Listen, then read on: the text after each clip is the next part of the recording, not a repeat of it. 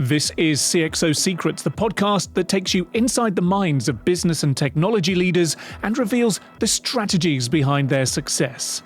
Coming up in today's show. Many times AI is already a fantastic productivity tool, personal productivity tool, and something that we're all excited using every day and benefit from.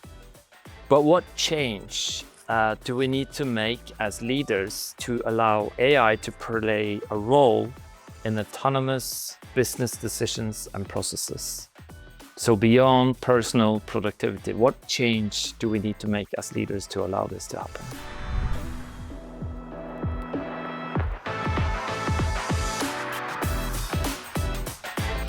CXO Secrets is powered by EDS, going beyond connections.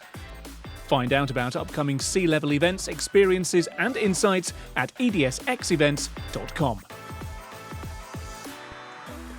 Andreas Sulejewski, CEO and co-founder at Neptune Software. Thank you for joining us on CXO Secrets. Thank you for having me, David. Tell me, whereabouts you're joining us from today, and well, it's Tuesday as we're recording. What's your work week look like so far, and what have you got coming up for the rest of the week?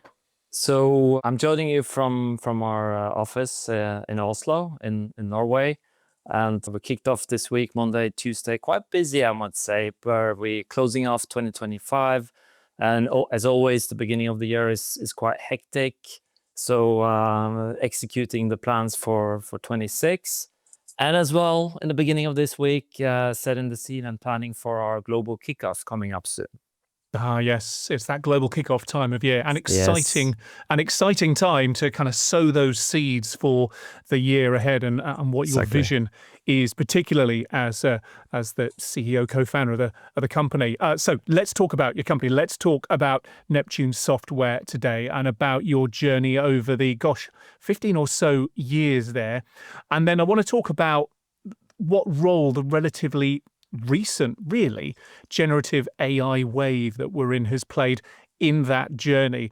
And then I want to touch on enterprise AI maturity in particular, where the hype reality gap is and what barriers organizations are facing at the moment when it comes to deriving value. It's that V word that we really look for here on CXO Secrets, finding that value from AI and what your approach is as a software provider, but also as a leader. You know, obviously what you're doing at Neptune is a big part of this story, but about how you are doing that as a leader there, Andreas, is really important. That's the plan. Let's see where the conversation takes us. But to begin with, tell me about Neptune Software. Put it very simply to us. What does it do and who does it do it for? All right. So our platform simplifies business processes and the underlying technology to simplify those processes by helping organizations to create real impact for their businesses and the people operating within it. So we enable companies, developers, business users to build, run, and orchestrate their applications through our platform, specifically for SAP, but also for SAP and beyond. And today we're supporting 800 customers, 44 different countries. Okay, good scale there. And is there a particular sector that you're aligned to, or is it the kind of SAP platform that you are particularly aligned with? So predominantly, we are big in those sectors SAP is big within. So utilities and energy, public, retail, manufacturing, etc. These are typical industries where SAP is big. Okay. Well, let's touch on SAP and delve a bit into your journey prior to co-founding Neptune. It's 15 years or so that you've been there. Just talk to me about what led up to the beginning of Neptune for you. So my journey started in SAP. So straight out of uni, I started in SAP, and actually not in tech, and by coincidence, I started in the finance department in SAP. Right, but I stayed there for 10 years. Fantastic company and a fantastic journey there. My last role in SAP was selling SAP software, specifically SAP Business All-in-One, through a network of resellers in Norway and Sweden. And this is also how I met my co-founder, as he was heading up one of my best partners, the SAP practice for one of my resellers. Okay. So what was the moment then? Was there a moment of epiphany, or was there a moment of something that said, you know what, actually there's some value that I, or with your partner, value that we can add if we go out and we make something new? What was there a moment that, I guess, an inciting moment we might call it? Yeah. So my co-founder is a fantastic engineer and been so since '95. And what we saw when we were out there at customers, and also as an super user myself in my beginning of my career of SAP, is a fantastic engine, but the user experience and the complexity for end users is extremely high. And we were struggling a bit in sell processes together in order to get that end user experience across to the ones we're talking to and selling to. So my co-founder created a tool where bridging with a drag and drop designer in order to build quite effectively new user experience on top of SAP.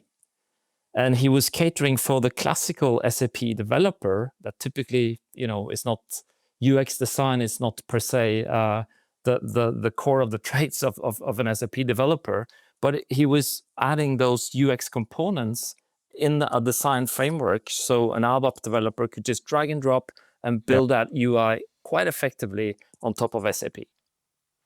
Right, and so I know we're going to talk about low code and no code later on, but it's kind of like have in mind back then, low code, no code was not even the term. Exactly. Right? Yes. Exactly. So good foresight there. We'll come to that in a moment, but just taking another view on this leadership journey from the inception of Neptune 15 years ago, and the insight that SAP, good platform, lots of people use it. There are some challenges there in terms of usability that we think we can solve. All good.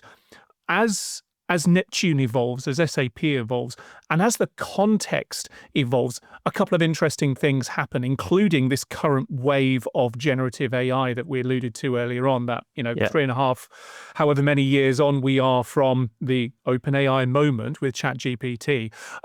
Talk to me about how you as a leader, you and your partner and your other product leaders there, how you navigate the shifting context of the platform, of how your customers use it, and then the tools and capabilities, because when AI does become a thing, or when generative AI starts to become a thing, there were a lot of changes in a lot of organizations, and there was a lot of decisions that were made very quickly that maybe some organizations are reaping the benefit from. So right now, so just talk to me about your navigation, particularly around the last 4 or so years of how Neptune has steered itself.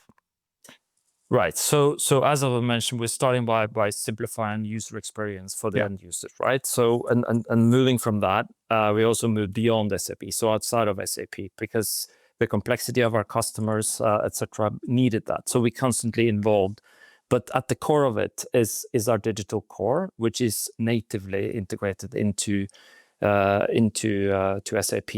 Now, speed of application development. If you roll back and talk about that ABAP developer, that we kind of bridge that gap in order to create UI.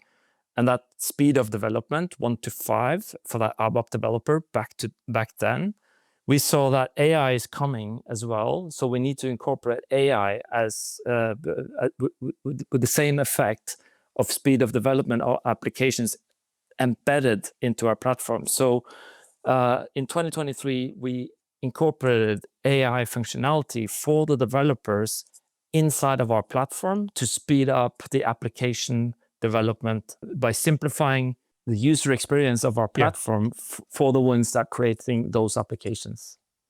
Talk to me, what was going through your mind, again, as it applies to Neptune, I guess, but as the leader of a company, or of a provider like you, What was going through your mind when, that first 3 months or so of generative, of Pandora's box really opening there? For many people, it was a moment of excitement. It was a moment of fear. It was a moment of lots of mixed emotions. So as you were trying to steer what Neptune's next moves were, and yes, you already had some foresight about where the industry was going, but just take me to the moment where you are saying, we've got to move right now, otherwise we're going to get left behind. Yeah, exactly. And the thing is that application. So there were predictions of app development. You can prompt your app, right? So why do you need a no code platform? Mm-hmm. And that was obviously a risk in a fair 22, 23. And then we thought, how can we embed this into our platform and utilize the value of AI incorporated inside of an enterprise environment that's secured, governed, etc., to utilize the benefits of Gen AI on top of our platform. In between, there's tons of fantastic offerings out there, right? To create applications, etc. But it's not catered for the complexity and, let's call it, security, governance, and conservatism of public companies or big corporations. They need something to rely on. They need to secure their data, and they need to make sure that whatever they're building with AI is controlled and audited by themselves. Otherwise, chaos is one of the things that can ensue there. And I guess that's one of the areas in which we're seeing innovation, obviously technological innovation, but innovation around governance, really understanding what those guardrails are, but allowing innovation within those. And that's not a techie problem necessarily. That's a governance, a leadership challenge. Correct. And we're also separating between developer efficiency with AI inside of our platform, but as well, released last year, we are catering for the developers to create agents and assistants incorporated into their business processes as well. So putting AI, coming back to the beginning, user experience was key. Now it's autonomous agents that you can build with our platform. Yeah. So and I think not an app builder, but an app and agent builder platform. Yeah, we spoke probably this time last year, early 2025, about 2025 being the year of the agents. And, well, you can make your own mind up as to whether that be really played out or not, but certainly more and more of that in 2026. But this speaks to something that we've spoken about here on CXO Secrets before is about where the real value is in this current generative AI wave. And yes, it's very easy to get stuck in the personal productivity thing. It's like, brilliant, I can get some help writing this difficult email or this PowerPoint presentation or something like that.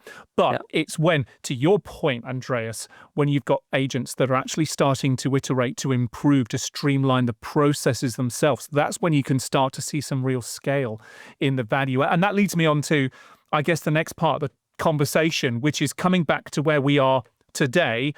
Where do you feel we are right now as regards to AI maturity, particularly around how organizations are realizing that value from their AI efforts, their AI investments, their AI pilots, frankly, at the moment?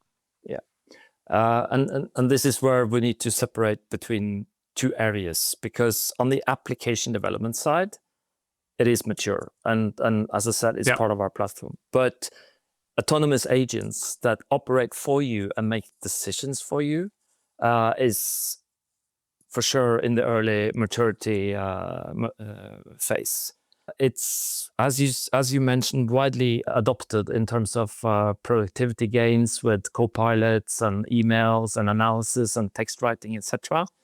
But real decisions or replacing humans in the business process, we're in the early phases, I would say.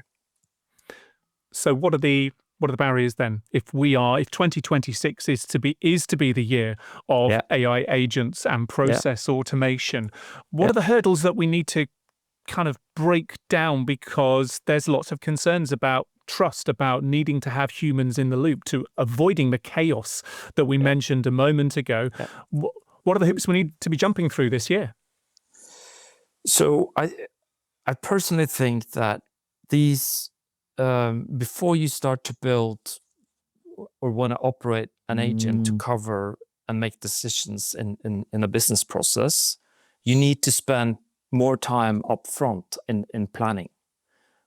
Because to create the technology is there, and using platforms such as ours in order to build that agent is no longer the biggest challenge.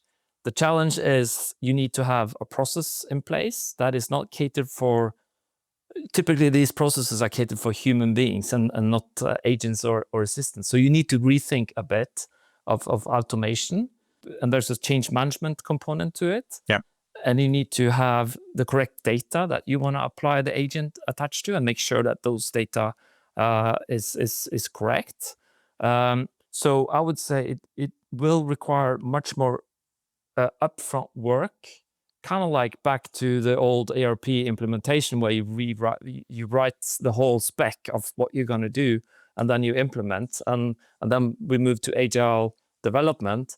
I think we need to go a bit back there and spend much more time to design, talk about processes and what these agents are doing upfront, because the actual development and execution side of it is not the hard part anymore.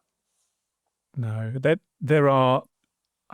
Pick an analyst, pick a reporting body, and there are high percentages of enterprise AI proofs of concept at the moment that are failing to succeed, failing to deliver value, in part because maybe the upfront work, whether it's the criteria for success, that work wasn't put in up front. So how can you expect something of value to come out the other end? And I guess that's another thing about this year. It's shifting from the experimentation, the proofs of concept, into actual execution with intent that requires that upfront work. Correct. Yes.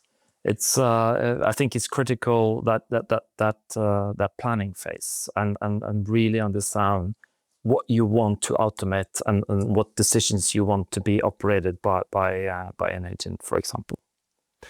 So coming back to Neptune itself, what's your approach then? We've spoken about realizing value. What's your approach that you've honed over the years and where you are right now to unlocking this value for enterprises, leveraging where we are right now with AI? Yeah, so let's go back to the developer efficiency, where we have embedded AI into our platform to support the application development and the support of building new business processes. So today you can, as mentioned, I started in finance, so I'm not a developer and I'm not an engineer, but now I can build an application with our platform by actually writing out, because I know business processes.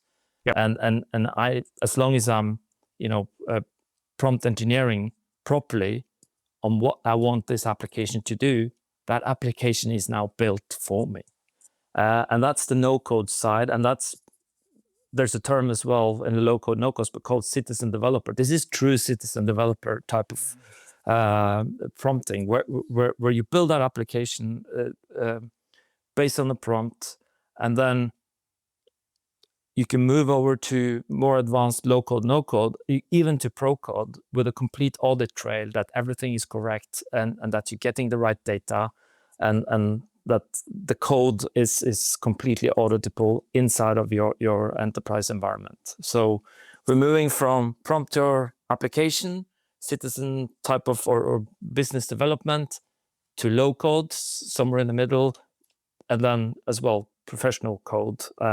And all this is catered for inside of your organization, secured, governed, with the right role-based access. Because if you take role-based access, sounds not that complex, but it is actually. Once you put an agent or an AI on top of your data, how do you secure that It's not giving you feedback on proprietary data or personal data that you were not supposed to see.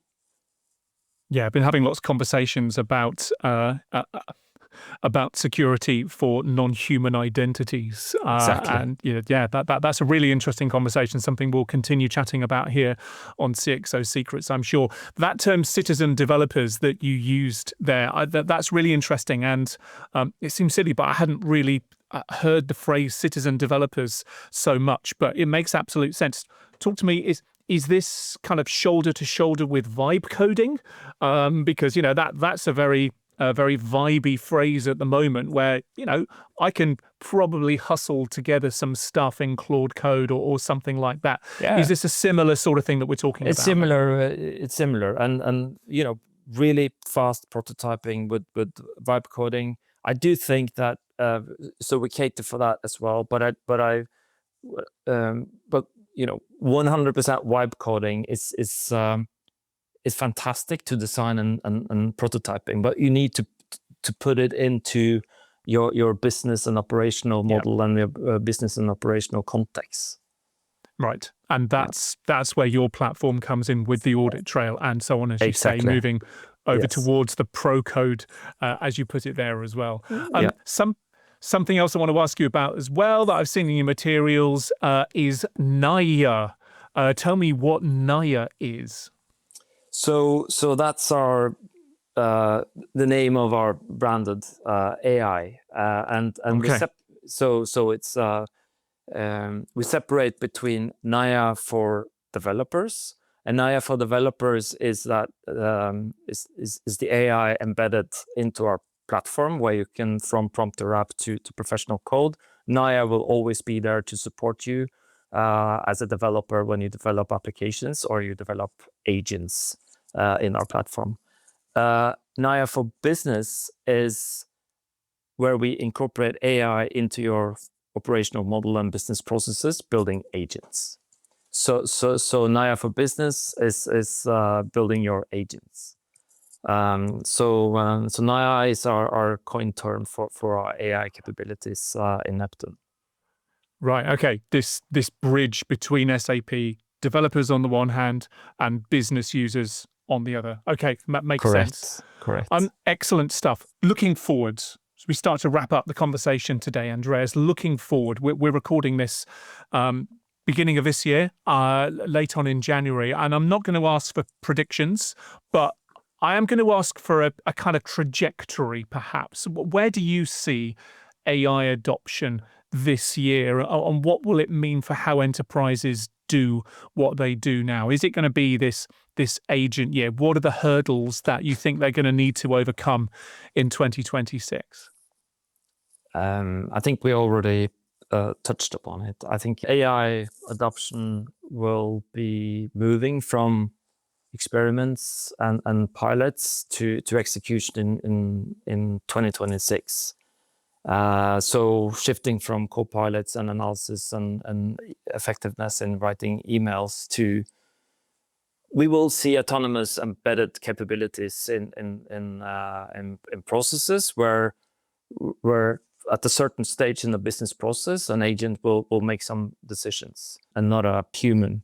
And it's really hard to say, because if you move 12 months back and see the fast evolution, what's happening in 2025, it's really hard to say in terms of how fast it will go in 2026. But I think organizations need to think that they operate through and with AI as a core part of their infrastructure. And something to compare it to is the introduction of ERP, I would say, where you had, before ERP, you had siloed systems, but with ERP, you get one platform with all systems incorporated and working together. And I think that's where we're heading as well, that we operate through and with AI in our infrastructure. If that's happened to everyone in 2026, I'm not sure, but it will happen. I think the main hurdle is not the models. It's the coordination and the control and the trust in the model. with your data, security, and governance, etc. That's sort of what's holding it back, or becomes maybe a bottleneck on the speed for organizations. Really interesting.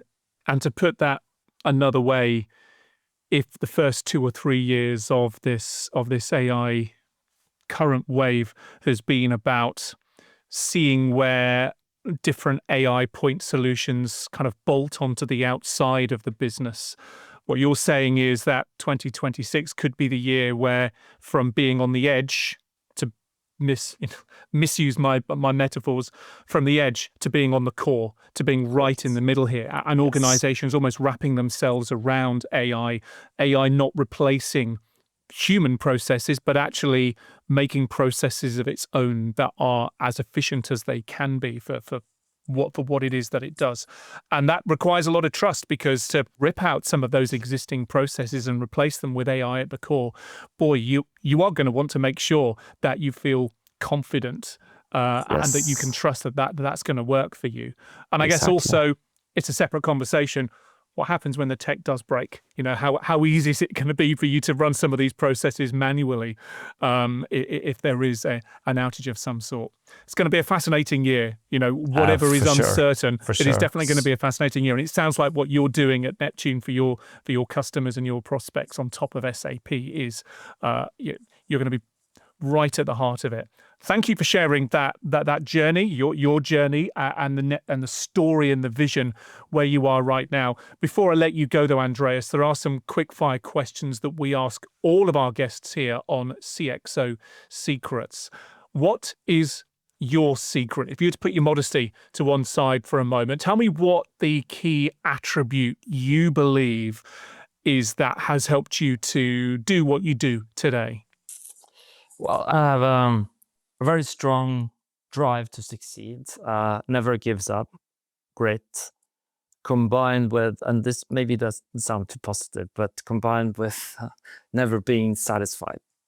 I'm deeply curious, which means constant learning, adapting, and willingness to change when something can be done better. And underlying that is that, never satisfied with status quo, always a drive to improve and do better. And I think that's been key to my inner drive in order to get where we are today, and also moving forward. Doesn't work that well with my kids, so I adopted there. But for me, and as an entrepreneur, that's been one of my main drivers. Yeah. Never satisfied. We've not had that before, actually. Not quite in that way, but I'm very satisfied with that as a response. Yeah. We do a Pass the Question on the show, where guests have an opportunity to pose a question to a future guest, whoever they may be. And we have a question for you, Andreas, from Hammond Reddy, who is CISO at Spire Healthcare in the UK. And he asks this question. My question is, what's the one technology risk that keeps you up at night, and how are you preparing your organization to address it? Internally, and so not from a product perspective, but internally, I would say not adopting internally the capabilities of AI fast enough for our organization. But it's twofold. We don't want to go too fast either to create chaos.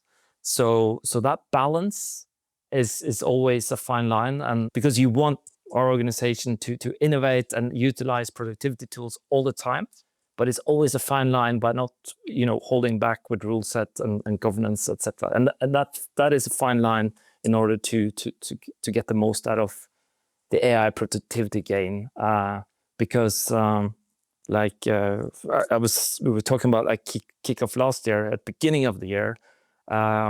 Those who utilize AI is going to accelerate past those who are not utilize AI good enough. And finally, what question would you like me to pose to a guest on a future episode of the show? So we talked about that as well many times. AI is already a fantastic productivity tool, personal productivity tool, and something that we're all excited using every day and benefit from. But what change do we need to make as leaders to allow AI to play a role in autonomous business decisions and processes? So beyond personal productivity, what change do we need to make as leaders to allow this to happen? That's a great, very timely question, Andreas. Thank you for asking that. I look forward to putting that question to a future guest here on the show. For now, though, it's been great to speak with you, Andreas. And if our listeners, if our viewers want to follow your insights or learn more about what you're doing there, where should they go? LinkedIn is a very good choice. Then I'm active there, and just reach out on LinkedIn to connect. Fantastic. Super. We'll make sure we share links to your LinkedIn and website and all the rest of the stuff for you at Neptune Software on the notes accompanying this show. But for now, Andreas, thank you for joining us here on CXO Secrets. Thank you so much, David. Thank you.